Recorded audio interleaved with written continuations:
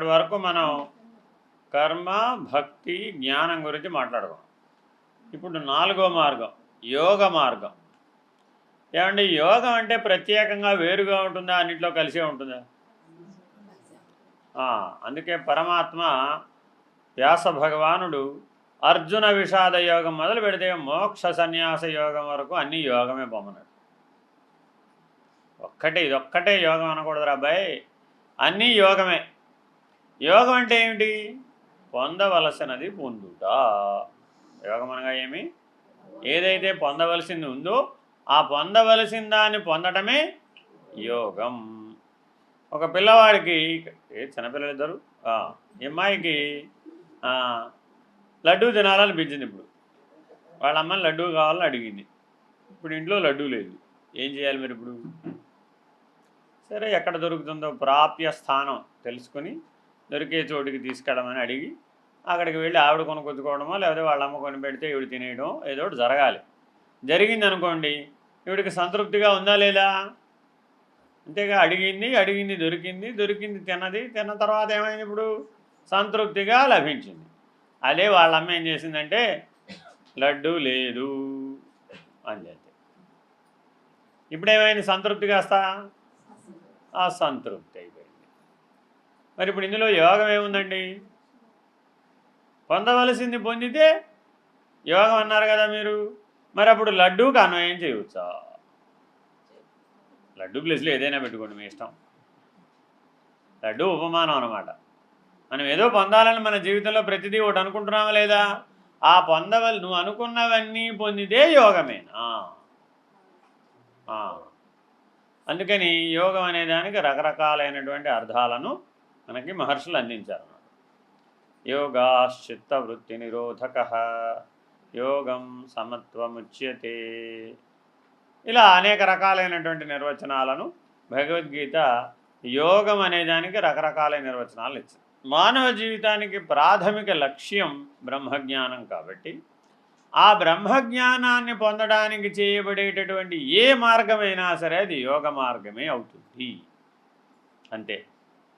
నీ లక్ష్యం బ్రహ్మజ్ఞానమే కనుక అయితే భోజనం చేయడం కూడా యోగమే, నిద్రపోవడం కూడా యోగమే, మేలుకోవడం కూడా యోగమే, ఏ పని చేసినా యోగమే, ఆలోచించినా యోగమే, ఆలోచించకుండా ఉన్నా యోగమే, వ్యవహరించినా యోగమే, అవ్యవహారీగా ఉన్నా యోగమే. ఎప్పుడు అవుతుంది? దృష్టి ఎప్పుడూ కూడా లక్ష్యం మీదే నిలిపి ఉంచాలి. యోగము అంటే అర్థం ఏమిటంటే లక్ష్యమునందు దృష్టి చెదరని వాడెవడో వాడు యోగి. అంతే. వాడు ఎక్కడున్నాడు, ఏం చేస్తున్నాడు వాడికి అనవసరం. ఇప్పుడు అందరికీ ఉపదేశం మాత్రం ఉంటుందండి. జపం ఎప్పుడు చేయాలి? ఎప్పుడు చేయాలి? సిద్ధించేదాకా చేయాలి, శ్వాసతో సమంగా చేయాలి. శ్వాసతో సమంగా జపం చేస్తూ కూర్చుంటే వంట ఎవరు వండుతారు? ఇందాకేం చెప్పారు ఉపమానాలు? నెత్తి మీద 7 కొండలు పెట్టుకెళ్ళిన ఆవిడ, దోశ తినేటప్పుడు చెయ్యి మీద దృష్టి పెట్టిన ఆయన, వీళ్ళందరినీ ఎందుకు ఉపమానాలు చెప్పారు ముందే? అందుకని. కాబట్టి నువ్వు ఏ పనిలో అయినా ఉండు, దృష్టి మాత్రం ఎక్కడ పెట్టాలి? తప్పక బ్రహ్మజ్ఞానం మీదే పెట్టాలి.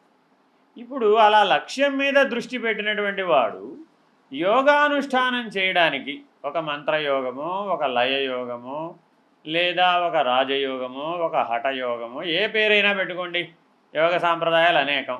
ఆ యోగాన్ని ఆచరించడానికి ఎక్కడికి వెళ్ళాలి? ఏదో ఒక కొండ గుహను వెతుక్కోవాలి, లేదా చెట్టు తొర్రనైనా వెతుక్కోవాలి. ఈ రెండు నేల మీద ఉంటే ఇబ్బంది కాబట్టి చెట్టు కొమ్మ పైన, చిటారు కొమ్మ పైన కూర్చుని ఉంటే అది ఇంకా సులభం, ఎవరు డిస్టర్బ్ చేయరు. లేదంటే గబ్బిలంలాగా కాళ్ళు పైకి తల కిందకి వేలాడవేసి తపస్సు చేసేటట్లుగా చెట్టుకి ఏమైనా అలా వేలాడితే బాగుంటుంది. లేదంటే పంచాగ్ని మధ్యంలో కూర్చుంటే అసలు నన్ను ఎవరు డిస్టర్బ్ చేసే అవకాశం లేదు. ఎందుకని? చుట్టూతో అగ్నే ఉంటుందిగా, లోపలికి వస్తే వాడు కాలిపోతాడు కాబట్టి నన్ను ఎవరు డిస్టర్బ్ చేయరు. అలా పంచాగ్ని మధ్యంలో కూర్చొని సాధన చేయమంటారా? లేదంటే కంఠం వరకు నీళ్ళలో మునిగి, చెరువు నీళ్ళలోనో, నది నీళ్ళలోనో, పారే నీళ్ళలోనో అలా నీళ్ళలో మునిగి సాధన చేయమంటారా? లేదంటే భూగృహం ఒకటి కట్టించుకుని, ఇలాంటి సాధనలు కూడా ఉన్నాయండి భారతదేశంలో. భూగృహం కట్టించుకొని అందులో కూర్చుంటారు. ఇంకెవరు బయట నుంచి ఎవరు లోపలికి వెళ్ళరు, లోపల వాడు బయటికి రాడు. అలా సాధన చేయమంటారా? లేదంటే జల మధ్యంలో దుర్యోధనుడిలాగా నీళ్ళలో మునిగిపోయి శాంతం కింద ఎక్కడో కూర్చుని ఉంటారు అనమాట. ఊపిరి పీల్సరిగా వాయుబంధనం చేసేస్తారనమాట. అక్కడే ఉండిపోతారు. మళ్ళీ ఎప్పుడో బయటికి రావాల్సి వచ్చినప్పుడు బయటకు వస్తారు. ఇట్లా అనేక మంది నేలలో కూర్చునేవాళ్ళు కొంతమంది, గాలిలో కూర్చునేవాళ్ళు కొంతమంది, అగ్నిలో కూర్చునేవాళ్ళు కొంతమంది, నీళ్ళలో కూర్చునేవాళ్ళు కొంతమంది. ఇలా పంచభూతాలను స్వాధీనం చేసుకుని అలా చేయడం యోగం అని అంటారా అని ప్రశ్నిస్తున్నాడు.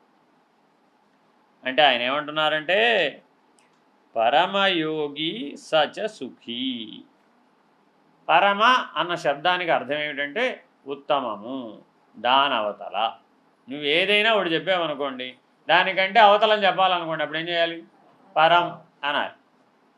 ఆత్మ అన్నాం అనుకోండి, పరాన్ని జోడిస్తే పరమాత్మ.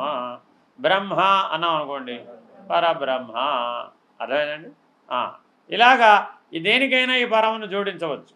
అలాగే యోగము అన్నారు ఈయన. యోగి అనగానే ఏం చేయాలి? పరమును జోడించాలట. పరమయోగి. శివుడు అన్నాం అనుకోండి, అప్పుడు పరమశివుడు. ఈశ్వరుడు అన్నాం అనుకోండి, పరమేశ్వరుడు. ఇలా దేనికైనా జోడించవచ్చు. దాని అర్థం ఏమిటో ఈ శ్లోకంలో చెప్తున్నారు అన్నమాట. సాధారణంగా అందరూ భౌతికంగా నిర్ణయం తీసుకుని ఈ ప్రపంచం నన్ను బాధ పెడుతోంది, ఇబ్బంది పెడుతోంది, డిస్టర్బ్ చేస్తోంది అని ప్రపంచం కంటే దూరంగా వెళ్ళాలి అనుకుని యోగాభ్యాస నిమిత్తమై ప్రయత్నం చేసేటటువంటి వాళ్ళందరికీ కూడా ఒక మేలు కొలుపునిస్తున్నారు. ఏమని చెప్తున్నారు? నాయనా, నువ్వు ఏ స్థితిలో ఏ స్థానంలో నిలకడగా ఉంటే అసలు ప్రపంచమే లేదు. ఉంటేనే కదా నేను డిస్టర్బ్ చేసేది ఏదైనా కానీ. అసలు ప్రపంచమే లేదంటే నేను డిస్టర్బ్ చేసే అవకాశం ఉందా? లేనే లేదు కదా. కాబట్టి అటువంటి స్థితిలో నిలకడ కలిగి ఉన్నవాడెవడు? వాడు పరమయోగి. ఏ స్థితిలో ఏ స్థానంలో ఏ జ్ఞానంతో నీవు ప్రపంచమే లేదనగలిగేటటువంటి సామర్థ్యాన్ని కలిగి ఉన్నావో అక్కడ కూర్చో, అక్కడ ఉండు, ఆ స్థితిలో ఉండు, ఆ నిర్ణయంలో ఉండు, ఆ నిశ్చయంలో ఉండు. దానికి బ్రహ్మ సత్యం జగన్మిథ్యా అనేటటువంటి పరమయోగ లక్షణాన్ని అలవర్చుకో. ఇది వడ్డీ యోగం కాదండి. అంటే ఏమండి, ఇది లయయోగం కిందకు వస్తుందా, హఠయోగం కిందకు వస్తుందా, మంత్రయోగమా, యంత్రయోగమా, తంత్రయోగమా? ఇవేవి కాదు నాయన. ఇది పరమయోగము. బాగా గుర్తుపెట్టుకోవాలి. పరమయోగం అంటే అన్ని పరిమితులను దాటిపోయినటువంటి చిట్ట చివరిదన్నమాట. కాబట్టి జాగరూకుడవై ఈశ్వరుని యొక్క పాదపద్మములను సర్వదా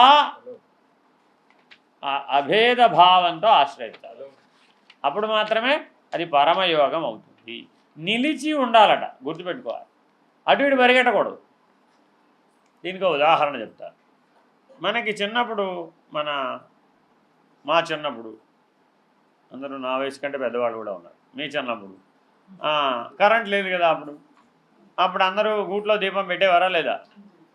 సాయం సంధ్య అవ్వగానే గృహిణి యొక్క మొదటి పని ఏమిటంటే ద్వారానికి బయట అటొక గూడు ఇటొక గూడు ఉండేది. ఆ గూట్లో దీపం వెలిగించి పెట్టేసేవాళ్ళు. గూట్లో దీపం. తర్వాత పని ఏమిటి? నోట్లో ముద్ద, అంతే. ఆ తర్వాత ఏంటి? శయనంచమే. అర్థమైందండి? కాబట్టి అలా జీవితం వెళ్ళిపోయినప్పుడు. కానీ అప్పుడు ఆరోగ్యంగా ఉన్నారా లేరా? ఉన్నారా? అంటే ఆరోగ్యం కరెంటు వల్లే చెడిపోయిందంటారు అయితే అని. కరెంటుని మీరు కరెంటు ఉత్పత్తి చేయడమే మా అనారోగ్యానికి అంతటికీ కారణం అండి, హాస్పిటల్స్ అందుకే పెరిగిపోయినాయి అన్న చెప్పచ్చా? మనం విజ్ఞత లేదనమాట, మన దగ్గర విచక్షణ లేదనమాట. ఏ శక్తిని ఎలా వాడుకోవాలి, ఏ పదార్థాన్ని ఎలా వినియోగించాలి అనే విచక్షణ మానవుడికి ఉండాలా, లేకపోతే వాటికి ఉండాలా? మానవుడికే ఉండాలి. కాబట్టి ఆ యోగం ఎట్లా ఉండాలయ్యా అంటే నివాత దీప ప్రకాశం వలె ఉండాలి. ఎందుకు ఈ ఉపమానం చెప్పవలసి వచ్చిందయ్యా అంటే, యోగి ఎప్పుడు ఎలా ఉంటాడయ్యా? నివాత దీప ప్రకాశం వలె ఉంటాడు. గూట్లో పెట్టినటువంటి దీపం ఎలా అయితే బయట ఎంత గాలి వీస్తున్నప్పటికీ చెదిరిపోకుండా నిశ్చలమైన ప్రకాశాన్ని ఇస్తుందో, అటువంటి ప్రకాశాన్ని సర్వదా తన హృదయమందు గమనిస్తూ అభేద భావంతో ఆ ప్రకాశమే తానుగా నిలిచిపోయిన వాడెవడో వాడు యోగి. అటువంటి యోగ స్థితిని నీవు జీవించాలి. ఆ యోగ స్థితిలో జీవించేటటువంటి జీవితమే యథార్థమైన జీవితం. ఇలాంటి యోగస్థితి కనుక నీకు రాకపోతే, అలాంటి జీవితం జీవించకుండా నువ్వు భోగివలే జీవించినట్లయితే ఆ జీవితానికి ఏమని పేరు పెట్టారండి? జీవించి ఉన్నటువంటి శవము.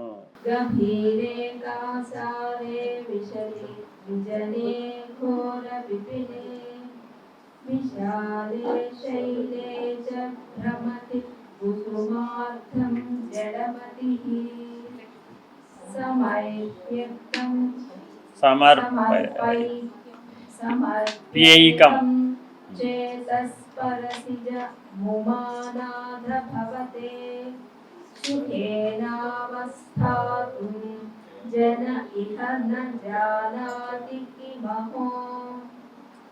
తెలివి తక్కువవాడు ఈ పూజకై పుష్పములను తేవలయునని, నీ పూజకై పుష్పములను తేవలయునని లోతుగానున్న సరస్సులో ప్రవేశించు. నిర్జనమై భయంకరమైన అడవి యందును విశాలమైన శైలమునందును పరిభ్రమించుచుండును.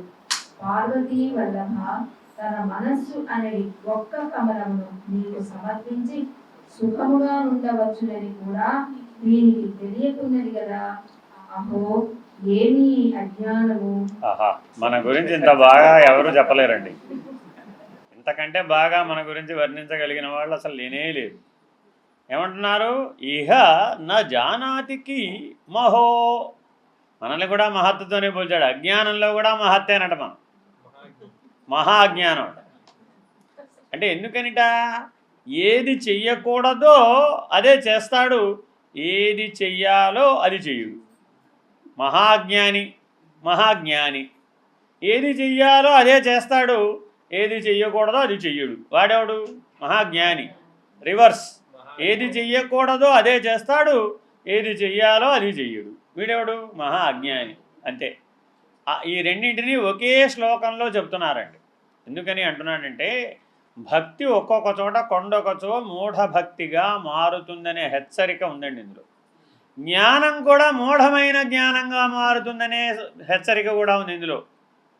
భక్తి జ్ఞానం రెండూ కూడా మూఢత్వాన్ని ఎప్పుడూ సంతరించుకోకూడదు, చాలా ప్రమాదం వస్తుంది. ఈ శ్లోకం చాలా గంభీరమైన శ్లోకం అండి. నిజానికి మాట్లాడితే ఎంతోమంది సంస్కృత పండితులు, వేదాంగ పారంగతులు కూడా ఈ శ్లోకాన్ని చాలా రోజుల తరబడి చర్చించిన సందర్భాలు ఉంటాయి. అంత విస్తారమైన భావం ఉన్నటువంటి శ్లోకం ఇది. సరే, మనం మన పరిధిలో మనకు అర్థమయ్యేటట్టు చెప్పుకునే ప్రయత్నం చేద్దాం. గభీరే కాసారే విశతి విజనే ఘోర విపినే విశాలే శైలే చ భ్రమతి కుసుమార్ధం జడమతి సమర్ప్యైకం చేతస్పరసిజ ఉమానాథ భవతే సుఖేనావస్థాతుం జన ఇహ న జానాతి కిమహో. హిమాలయాలలో సంవత్సరానికి ఒకసారి బ్రహ్మకమలం పూస్తుందట. ఒకసారి పూస్తుంది, అది సంవత్సరం అంతా పూయదు. కాబట్టి ఇప్పుడు మనం ఏం చేయాలి? వాహనం వేసుకునో లేకపోతే విమానం వేసుకునో ఆ బ్రహ్మకమలాన్ని గ్యారంటీగా వెళ్ళి చూసి గుర్తుపట్టి ఆ బ్రహ్మకమలాన్ని తెచ్చి మా ఇంట్లో ఉన్నటువంటి ఈశ్వరుడికి, మా ఊరిలో ఉన్న శివాలయంలో ఈశ్వరుడికి అర్పించేస్తే నాకు ముక్తి మోక్షం వస్తుంది. కరెక్టేనా? లేదు. ద్వాదశ జ్యోతిర్లింగ యాత్ర ఆపకుండా 12 జ్యోతిర్లింగాలను వరుసగా గిరా గిరా గిరా గిరా తిరిగేసి అన్ని చోట్లకి ఈశ్వర దర్శనం కోసం వెళ్ళొచ్చేస్తే నాకు ముక్తి మోక్షం లభించేస్తుంది. ఇంకో మెట్లు, భారతదేశంలో ఉన్న నదులన్నిటికీ ప్రదక్షిణాలు చేస్తే, నది పుట్టుక స్థానం నుంచి సాగర సంగమం దాకా ఏ సాగరంలో కలిస్తే ఆ సాగరంలో ఆ చుట్టూ మళ్ళీ తిరగాలి, తిరిగి మళ్ళా పుట్టిన చోటుకి చేరాలి. ఇలాంటి నియమం, ఇలాంటి వ్రతాలు కూడా ఉన్నాయి. అష్టాదశ శక్తిపీఠాలలో వెళ్ళి శ్రీచక్ర నవావరణ అర్చన చేసి లేదా దశమహావిద్య సాధన చేసి ముక్తి మోక్షాన్ని పొందాలి. ఇలాగా తీవ్రమైనటువంటి నియమాలు వ్రతాలతో కూడినటువంటి అనేక సాధనా సముదాయములన్నీ మన కళ్ళ ముందు కనబడుతూ ఉంటాయి. ఇందాక కొన్ని చెప్పా, ఏమిటి? పంచాగ్ని మధ్యంలో కూర్చొని చేయడం, నీళ్ళకంలో మునిగి చేయడం, ఆకాశంలో కూర్చొని చేయడం, చెట్టు మీద కూర్చొని చేయడం, చెట్టుకు రివర్స్ తలకిందులుగా కూర్చొని చేయడం, ఇట్లా అనేక రకాల సాధనలు అవి ఎలా చెప్పారో ఇక్కడ కూడా కొన్ని సాధనలు చెప్పారనమాట. అయితే ఇవన్నీ ఎటువంటి వేట? గభీరే కాసారే విశతి విజనే ఘోర విపినే. అక్కడెక్కడో కేరళలో శతపత్ర కమలాలు ఉంటాయట. అంటే ఎంత? 100 రేకుల కమల పుష్పాలు మనకు సాధారణంగా ఇక్కడ దొరకవండి. నాకు తెలిసి దేశంలో అక్కడ ఒక చోటే ఉన్నాయి. శతపత్ర కమల సేవ అని ఒక పూజ జరుగుతుంది, సంవత్సరంలో ఓసారే జరుగుతుంది. శంకర జయంతికి ఇవాళే శతపత్ర కమల సేవ జరుగుతుంది ఆ ఆలయంలో. 100 పత్రాలను అంటే కమలాలను తీసుకొచ్చి ఆ ఈశ్వరుడికి శంకర భగవత్పాదులకి పూజ చేస్తారు. అదొక విశేషమైన అర్చన, సంవత్సరంలో ఒకసారే చేస్తారు. మనందరికీ ఇంతకు ముందు పరిచయం లేదు, కానీ ఈ వాట్సాప్ వచ్చిన తర్వాత మీ అందరికీ రోజు ఏదో ఒకటి వస్తూ ఉంటుంది. ఏమనండి? ఎప్పుడు తలుపులు తీయరు, ఇప్పుడే తలుపు తీశారు, చూస్తే వెంటనే మోక్షం వచ్చేస్తుంది, లేదంటే ఎప్పుడో ఒకసారి మాత్రమే ఈ నిజ దర్శనం కలుగుతుంది, అదిగో మేము పంపిస్తున్నాం, ఇలా ఏవేవో పంపిస్తూ ఉంటారు. సో ఇవన్నీ సత్యమేనా అని మనకు భ్రాంతి కలుగుతుందా లేదా? ఇవన్నీ చేయాలా అక్కర్లేదా? ఏమిటో కొన్ని శాస్త్రాలేమో చేయమంటాయి, కొన్ని శాస్త్రాలేమో ఏం చేసినా చేయకపోయినా పర్వాలేదంటాయి, కొంతమంది ఏమో అసలు దేవుడే లేడు అంటారు. ఏమిటోనండి మీదంతా, ప్రపంచం అంతా గడిబిడి గందరగోళంగా ఉంది. ఎవరో అందరూ కలిసి మాట్లాడుకుని ఏదో ఒకటి చెప్పచ్చుగా మాకు. అసలే మేము కన్ఫ్యూజన్ అంటే మీరంతా కూడా ఇంకా మమ్మల్ని కన్ఫ్యూజన్ పెంచేది చేస్తున్నారే కానీ. అందుకని ఈ మొత్తం సమస్యకి ఒక పరిష్కారం చెప్పారు. నాయన మనోమూలమిదం జగత్, నువ్వని చెప్పినవన్నీ జగత్తులోనివేనా కాదా? జగత్తులోనివేనండి. ఆ జగత్తంతా దేని మూలం మీద ఆధారపడింది అంటే మనోమూలమిదం జగత్. కాబట్టి ఏం చేయమంటారండి? ఏం చేయాలండి? మనసు అనేటటువంటి పుష్పాన్ని ఈశ్వరార్పణం చెయ్యి. అంటే ఏంటండి? అమనస్కం చెయ్యి. అదేదో చిన్న పని అనుకునేరు. మనసులో ఉన్న మనసుని ఈశ్వరార్పణ చేయడం అంటే అర్థం ఏంటి? అమనస్క సిద్ధి. సాంఖ్య తారక అమనస్క విధానం ప్రకారం నువ్వు అమనస్క స్థితిలో ఉండవయ్యా. అట్లా ఉంటే అప్పుడు ఇలాంటివి ఏవి నీ మీద ప్రభావితం కావు, ఏ భ్రాంతులు నీ మీద ప్రభావితం కావు. కర్మ, భక్తి, యోగ, జ్ఞాన మార్గాలలో కేవలం కైవల్యానికి మాత్రమే ప్రాధాన్యత ఏర్పడి మిగిలినవన్నీ భ్రాంతి అనేటటువంటి నిర్ణయంతో వాటిని నిరసించగలిగే సామర్థ్యం లభిస్తుంది. అప్పుడు మాత్రమే మనం అహో ఏమి అజ్ఞానం అనడానికి మనం పనికిరాం అనమాట. అహో ఏమి జ్ఞానం అనడానికి సిద్ధం అవుతాం. మనం చూస్తే ఎవరైనా రెండు సర్టిఫికెట్లు ఇవ్వచ్చట. ఏమివచ్చు? అహో ఏమి అజ్ఞానం, అదో సర్టిఫికెట్. లేదంటే ఏమివచ్చు? అహో ఏమి జ్ఞానం. అమనస్క సిద్ధి కలిగినటువంటి వాడు కనుక ఉన్నాడు అనుకోండి, ఎలా తెలుస్తుందండి మరి మాకు? మనకెంట తెలుస్తుంది? వాళ్ళ సమక్షంలో మీ ప్రయత్నం లేకుండానే మనసు కట్టుబడుతుంది అని భగవాన్ రమణులు సూత్రం చెప్పారన్నమాట. ఏమండి మమ్మల్ని ఎట తెలుసుకోమంటారు? మాకెట తెలుస్తుంది? మేమా ఎంతసేపు చూసినా కానీ అటు ఇటు పరిగెట్టే మనసు కలిగిన వాళ్ళమే కానీ స్థిరమైన మనసు ఉన్న వాళ్ళం కాదు కదా. ఎంతో ప్రయత్నం చేస్తే కానీ రోజుకి 2 నిమిషాలైనా మనసును కట్టడానికి ప్రయత్నం చేస్తూ ఉంటే అది 2 సెకండ్లు కట్టుబడమే కష్టంగా ఉంది. అలాంటి దశలో ఉన్న మమ్మల్ని ఎలా గుర్తుపట్టమంటారు? ఇది గ్రహించాలన్నమాట. అందరికీ వచ్చేసిందట. అర్థమైందండి? కాబట్టి ఎప్పుడైతే అమనస్క సిద్ధి కలుగుతుందో నువ్వు ఎలా ఉంటావయ్యా? ఇంకా మెలకువైనా వాడికి మనసేం కదలదు, స్వప్నమైనా మనసేం కదలదు, గాఢ నిద్రైనా మనసేం కదలదు. అసలు మనసే కదలనటువంటి వాడికి ఇప్పుడు మెలకువ అని చెప్పాలా, స్వప్నం అని చెప్పాలా, నిద్ర అని చెప్పాలా?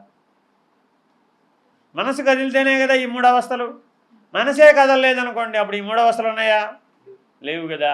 మరి లేకపోతే వాడెవడండి? తురియం. అమనస్క సిద్ధి కలిగిన వాళ్ళు మాత్రమే తురియ నిష్టలో ఉంటారు. వాళ్ళకి కరచరణాద్యవయవములు ఏం పనిచేస్తున్నాయి, లేదా మనోబుద్ధి చిత్తాహంకారాలనే అంతఃకరణ చతుష్టయం ఏం వ్యవహరిస్తుంది అనేటటువంటి దాని యందు ఆసక్తి లేదు, దృష్టి లేదు.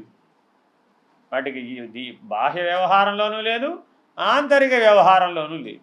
అట్లా ఎవరైతే ఉన్నారో, కాబట్టి సూత్రం ఏం చెప్పారు, ఉద్ధరేదాత్మనాత్మానం ఆత్మానమవసాదయే ఆత్మైవ హ్యాత్మనో బంధు ఆత్మైవ రిపురాత్మన. జాగ్రత్తగా తెలుసుకోవాలట, మనకి మనమే శత్రువు, మనకి మనమే మిత్రుడు కూడా. ఎవరో ఎక్కడి నుంచో రారు. ఎవరైనా ఎలా ఉద్ధరిస్తారు, నిన్ను నువ్వే ఉద్ధరించుకోవాలి. కాబట్టి ఒకవేళ మా గురువుగారు నన్ను ఉద్ధరించారండి అన్నా, అక్కడ పనిచేసేది కూడా నీ ఆత్మే. ఫలానా ఆయన ప్రభావం చేత నేను ఉద్ధరించబడ్డానని అన్నా, ఇక్కడ ఉద్ధరించబడ్డది కూడా ఆత్మే. అంటే గురువు పాత్రలో ఉన్నది కూడా ఆత్మే, శిష్యుడనే పాత్రలో ఉన్నది కూడా ఆత్మే, జీవుడనే పాత్రలో ఉన్నది కూడా ఆత్మే, బ్రహ్మం అనే పాత్రలో ఉన్నది కూడా ఆత్మయే. ఒకే ఆత్మ ఇన్ని పాత్రలకు ఆధారంగా ఉంది. ఈ పాత్రలన్నీ ఆధేయముగా ఉన్నాయి. మరి ఈ సత్యాన్ని గ్రహించాలి అంటే నువ్వు మనసు అనేటటువంటి పుష్పాన్ని సమర్పించాలి. ఈ పాత్రలన్నీ మనసుకు తెలియబడుతున్నాయే తప్ప ఆత్మకు కాదు. ఈ పాత్రలన్నీ ఎవరికి తెలియబడుతున్నాయి, మనసుకే తెలియబడుతున్నాయి. అంతే తప్ప ఆత్మకు ఏ పాత్ర లేదు. ఆత్మ ఎల్లప్పుడూ ఏకంగానే ఉన్నది, సర్వవ్యాపకంగా ఉంది, సర్వాత్మగా ఉన్నది, సర్వసాక్షిగా ఉన్నది, కేవలంగా ఉన్నది అది. అలా నువ్వు ఎప్పుడైతే అమనస్క స్థితిలో, అంటే మనసును ఆత్మయందు లయం చేసినటువంటి వాడు ఎవడైతే ఉన్నాడో, అమనస్కం అంటే అర్థం ఏంటి, మనసును ఆత్మయందు లయం చేయాలి. లయం చేయాలంటే ఇప్పుడు మనం లయం చేయాలంటే చేయగలమా, చేయలేమా? ఏమడ్డం వస్తుంది, విషయాలు అడ్డం వస్తుంది. నిర్విషయం మనః. నిర్విషయం మనః గురించి సూత్రం ఏమిటి, బంధై విషయాసక్తం ముక్త్యై నిర్విషయం మనః. మన ఏవ మనుష్యాణం కారణం బంధమోక్షయో బంధై విషయాసక్తం ముక్త్యై నిర్విషయం మనః. కాబట్టి మనసును ఎప్పుడు ఎలా ఉంచాలట, నిర్విషయంగా ఉంచాలి. అటువంటి మనసును పట్టుకెళ్ళి ఎందులో కలిపేయాలంటే ఇప్పుడు ఆత్మస్థితిలో లయం చేయాలి. అలా ఎప్పుడైతే నిర్విషయమైన మనస్సును ఆత్మ యందు లయం చేస్తావో అప్పుడు ఉన్నది ఏమిటయ్యా అంటే ఆత్మే. ఏ పాత్ర లేదు, ఏ విధానము లేదు, ఏ సంస్కారము లేదు, ఏ అనుభవము లేదు, ఏ దృశ్యము లేదు, ఏ ద్రష్ట కూడా లేడు, చూచేవాడు కూడా లేడు. చిట్ట చివరి మాట అన్నమాట. కానీ మరి అక్కడ దాకా వెళ్ళాలి అంటే మనం అహో అజ్ఞానం అన్నట్టు ఉండాలా, అహో జ్ఞానం అన్నట్టు ఉండాలా? మనల్ని ప్రతి క్షణం స్వాధ్యాయం కోసం చెప్తున్నారన్నమాట ఈ శ్లోకం. Very very important. ఈ 8వ శ్లోకం స్వాధ్యాయ సూచన ఉందండి ఇందులో. ఈ ఉపదేశం స్వాధ్యాయానికి ఉపయోగపడుతుంది అనమాట. అందుకే ఈ 10 శ్లోకాలలో మొదటివేమో భక్తి మార్గం గురించి చెప్పి చివరివన్నీ జ్ఞాన మార్గంతో చెప్తున్నారన్నమాట. అందువలన స్వాధ్యాయానికి ఈ శ్లోకాన్ని బాగా సాధకులైన వాళ్ళు వినియోగించుకోవాలి. ఆశీర్వచన ఉపదేశం అంతకుముందు చెప్పింది ఏంటి, స్వాధ్యాయ ఉపదేశం. ఈ శ్లోకం ఎటువంటిదయ్యా అంటే ఆశీర్వచన ఉపదేశం. ఇలాంటిదే భగవద్గీతలో ఒకటి ఉందండి. ఏమిటది, అనన్యాశ్చింతయంతో మాం ఏ జనాః పర్యుపాసతే తేషాం నిత్యాభియుక్తానాం యోగక్షేమం వహామ్యహం. నేనే చూసుకుంటానురా బాబు, డోంట్ వర్రీ. అర్థమైందండి? పెద్ద ఆశీర్వచనం అనమాట. ఎందుకని మనం మాటిమాటికి అడగక్కర్లా. ఏమండి రేపేమవుతుంది, నాకు ఏమీ అవ్వదు, నేనున్నాను, నీకు ఎందుకు భో. అర్థమైందా? చిన్నపిల్లలు స్కూల్కి వెళ్ళి పరీక్ష రాయాలండి. ఎగ్జామ్ ఫియర్ ఉంటుందా ఉండదా వాళ్ళకి? ఇంటి దగ్గర నుంచి బయలుదేరేటప్పుడు. ఎందుకని, ఏమో ఎగ్జామ్ పేపర్ ఏమొస్తుందో, ఎలా వస్తుందో, అసలే నేను సగం చదువుకున్నాను, మిగిలిన సగంలో నుంచి ప్రశ్నలు వస్తాయేమో అని మాటికి వాళ్ళ తల్లినో తండ్రినో అడుగుతూ ఉంటారా లేదా? నేను అది చదువుకోలేదు, ఇది రాయలేదు, అది చేయలేదు, ఇది చేయలేదు, ఏం పర్వాలేదు లేవమ్మా అన్నీ నువ్వు చదువుకునే వస్తాయి పో అంటుంది తల్లి. అంతా ఈవిడు గెలిచిపోయినాడు. ఎంత ధైర్యంగా వాగ్దానం చేసేస్తున్నావు, ఆశీర్వచనం ఇచ్చేస్తుందంటే నువ్వు చదువుకునేవే వస్తాయి, నువ్వు బాగా రాస్తావు, ఏం పర్వాలేదు వెళ్ళి ధైర్యంగా వెళ్ళిపోతుంది అమ్మాయి. అంతే వెళ్ళి టకటకా వచ్చినవన్నీ రాసేస్తుంది, పరీక్ష పాస్ అయిపోతుంది, వచ్చేస్తుంది. ఇప్పుడు మరి తల్లికి ఆశీర్వచనం చేయడానికి ఎక్కడి నుంచి వచ్చింది శక్తి? నిజంగా పక్కన వాళ్ళ ఫాదర్ ఉంటారు మేడం, ఎవరు గాడ్ ఫాదర్, చదువుకున్నాయని ఉంటారు. ఏమిటి అన్నీ ఆవిడ చదువుకున్నవే వస్తాయంటావు, నువ్వేదో పరీక్ష పేపర్ ఇచ్చినట్టు నాకు అర్థం కాదు. మీరు ఊరుకోండి మధ్యలో. ఆయన కూడా గదమాయిస్తుంది ఇవిడ. ఆశీర్వచనం ఇచ్చేటప్పుడు మధ్యలో శ్రీవారు అడ్డవస్తే ఊరుకుంటుంది. ఏ పగ జరుగు నువ్వు పగ జరుగు, అసలే నేను ఆవిడ ఎలాగోలా ఎగ్జామ్ పంపిస్తూ ఉంటే మధ్యలో నువ్వు సందేహం పెడతావేమి? అంతేనా కాదా? సందేహం వస్తే విశ్వాసం సడలిపోతుంది. విశ్వాసం ఉంటే కొండలైన కదులుతాయి. ఎవరు చెప్పారండి ఈ మాట?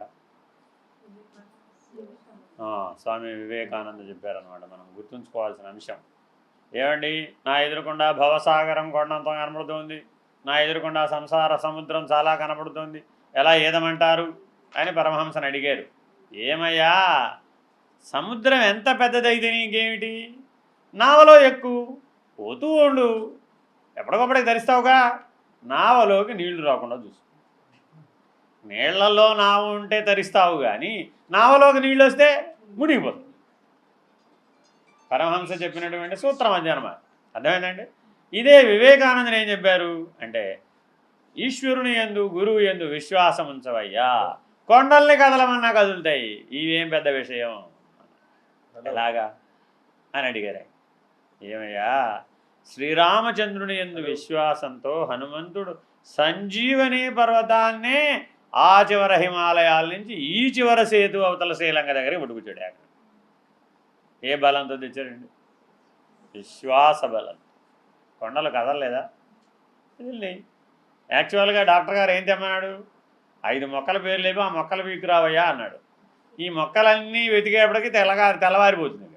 అంతేనా? ఓ పర్వతం మీద హిమాలయాల్లోకి వెళ్ళి ఒక 5 మొక్కల పేర్లు చెప్పి 5 మొక్కలు వెతుకురావయ్యా అని చెప్పాడు. చూడండి ఎంత. మనకే ఆ పని చెప్తే మనమైనా ఏం చేస్తాం? మనం కూడా హనుమంతుడి మోడలే. ఈ మొక్కలన్నీ వెతుక్కుంటూ తెల్లవారితే సూర్యోదయం అయిపోతే ఇక పని చేయవి. సూర్యోదయాత్ పూర్వమే తేవాలి, వాళ్ళకి వైద్యం చేయాలి. ఇంకా కాలాతీతం అయిపోతుందని ఏం చేశాడంటే ఆ కొండ పట్టుకొచ్చేసాడు. అంతే. ఏ బలంతో తెచ్చాడు? విశ్వాసం. మరి మనం రామాయణం నమ్ముతున్నామా లేదా? నమ్ముతున్నాం. కానీ మన సంసారం అనేటటువంటి కొండ కరిగిపోతుంది, కదులుతుంది అంటే మాత్రం మనకి విశ్వాసం రావడం లేదు, బలం రావడం లేదు. ఎందుకని? పూర్ణమైన విశ్వాసం లేదు కాబట్టి, సర్వస్వ శరణాగతి లేదు కాబట్టి, అహంకారంతో నేను అనేది అంటున్నాను కాబట్టి. మనం అందరం తప్పక చేయవలసినటువంటి పని ఏమిటి? సర్వస్వ శరణాగతి. అలా గనక ఎవరైతే అనన్యమైనటువంటి చింతన, అనన్యం అంటే అన్యముగా లేకుండుట, వేరుగా లేకుండుట, వెరీ వెరీ ఇంపార్టెంట్. ఆ వేరుగా లేకుండుట అనేది అభ్యాసం చేయడం కోసమే గృహస్థాశ్రమం. ఇది గుర్తుపెట్టుకోవాలి. గృహస్థాశ్రమం యొక్క ఫలితం ఏమిటంటే ఇద్దరు వేరువేరుగా ఉండరు, ఒకటిగానే ఉంటారనమాట. ఇద్దరు శరీరాలు ఎక్కడెక్కడైనా వ్యవహరిస్తూ ఉండవచ్చు, కానీ లోపల నుండి ఆత్మస్వరూపం ఒకటే కాబట్టి ఆ ఆత్మస్వరూప జ్ఞానాన్ని పొందడానికి ఇద్దరూ కలిసి ప్రయత్నం చేస్తారు. అలా కలిసి ఉండి వేరువేరుగా జీవిస్తున్నారు. ఆత్మస్థితిలో కలిసి ఉండి శరీర స్థితిలో వేరువేరుగా జీవిస్తూ ఉండేటువంటి ఆశ్రమం పేరేమిటి? గృహస్థాశ్రమం. కాబట్టి జాగరూకులై అన్ని ఆశ్రమ ధర్మాలను నీవు ఆత్మజ్ఞానాన్ని, ఆత్మనిష్టను పొందడానికి మాత్రమే ఉపయోగించుకోవాలి. అందుకని ఇప్పటి వరకు ఏ ఆశ్రమ ధర్మాల గురించి చెప్పనటువంటి శంకర భగవత్పాదులు ఈ శ్లోకంలో సూటిగా ఆశ్రమ ధర్మాలని ఆధారంగా చేసుకునే ఒక ఆశీర్వచనాన్ని, ఒక ఉపదేశాన్ని ఇస్తున్నారు. వటుర్వా గేహీవా యతిరపి జటీవా తదితరో నరో వా యః కశ్చిద్భవతు భవః కిం తేన భవతి యదీయం హృత్పద్మం యది భవదధీనం పశుపతేః తదీయస్త్వం శంభో భవసి భవభారం చ వహసి. మనం ఇప్పుడు అందరం కూడా ఎప్పుడైతే ఇందాకేం చెప్పాడు? మనసు అనే కమలాన్ని సమర్పించాలి అని చెప్పాడు. ఇందాక పద్యంలో ఏం చెప్పాడండి? మనసు అనే కమలాన్ని సమర్పించి హృదయ స్థానంలో ఉండమన్నాడు. ఇప్పుడేమంటున్నాడు? హృదయాన్ని కూడా సమర్పించేసేయమన్నాడు. ఒక్కొక్క మెట్టు ఎక్కిస్తున్నారు అన్నమాట. మనసు అనే పద్మాన్ని సమర్పిస్తే హృదయంలో ఉంటాం. హృదయం అనే పద్మాన్ని సమర్పిస్తే అహం కాస్త నాహం అయిపోతుంది. ఈ హృదయంలో ఉన్నటువంటి వాడెవడంటే నేనే. ఈ నేను సర్వస్వ శరణాగతి చెంది సర్వసమర్పణ భావంతో జీవించాడు అనుకోండి, అప్పుడేమైపోయాడు? సోహం కాస్త నాహం అయిపోయాడు. హృదయ పద్మాన్ని ఎవరైతే సమర్పిస్తారో ఆ ఎరుకని పోగొట్టుకున్న వాళ్ళు అవుతారు. ఈ హృదయ పద్మంలో ఉండేదానికే నేననే ఎరుకని పేరు. దీన్ని పోగొట్టుకోవాలట, ఇది సమర్పించేయాలట. ఇది పుచ్చుకోగలిగిన వాడు ఎవడయ్యా అంటే పశుపతి ఒకడే. ఇది పుచ్చుకోగలిగిన వాడు ఎవడయ్యా అంటే పరమేశ్వరుడు ఒకడే. నీ అహంకారాన్ని, నీ జ్ఞానాన్ని దక్షిణగా స్వీకరించగలిగిన వాడు ఎవడయ్యా? ఒక్క పరమేశ్వరుడు మాత్రమే, లేదా పరమేశ్వర స్వరూపమైనటువంటి గురువు మాత్రమే. వీళ్ళిద్దరికీ ఆ శక్తి ఉంది. ఏమిటి? నీ అహంకారాన్ని స్వీకరించే శక్తి.